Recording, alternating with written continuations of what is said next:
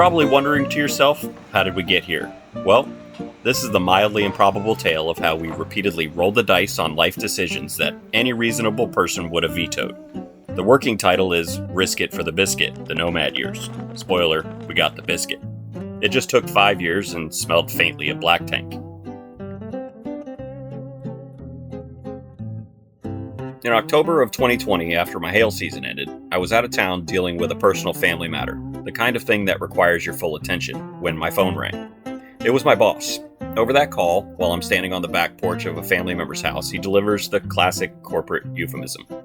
We're going in a different direction, and unfortunately that direction no longer includes you.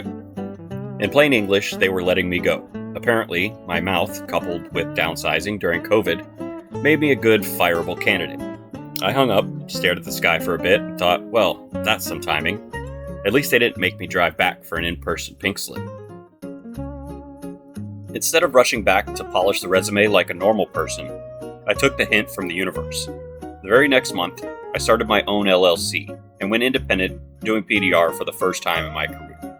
And because apparently getting canned during COVID wasn't risky enough, let's layer on some self-employment and ditching homeownership in 1 calendar year. My wife looked at me and said, "We're really doing this?"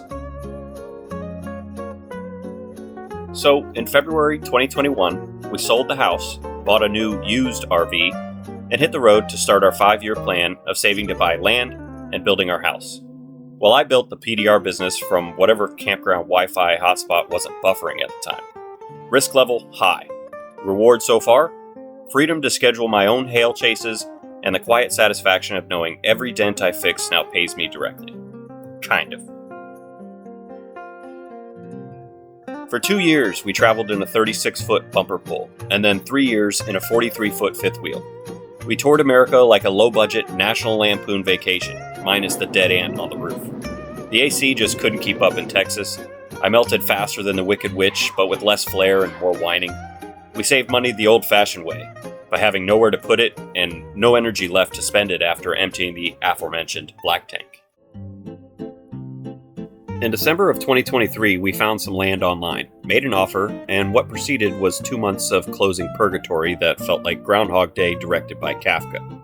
Every day, the same vague email. The seller didn't show up to the closing. Bill Murray weeping in the corner was implied.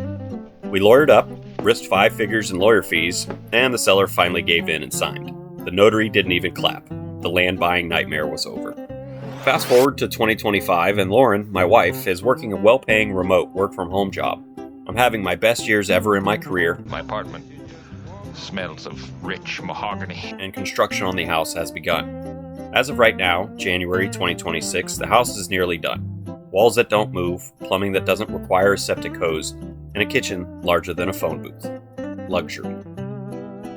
Soon, we'll vacate the RV currently parked in my parents' backyard, where it has sat like an expensive lawn ornament during my time when I'm not working. They mow the lawn around it. My mom pretends not to notice it. It's been cozy. So here's the moral.